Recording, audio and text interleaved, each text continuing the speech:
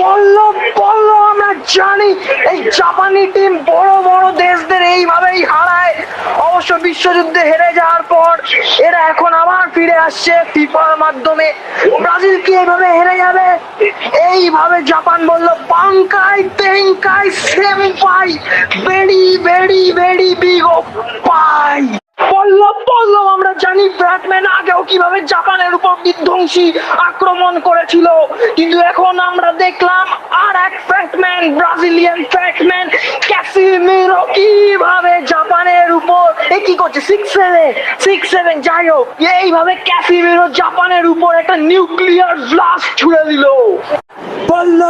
পল্লব Japan বলে দিল ইয়ামেতে কুদাসাই।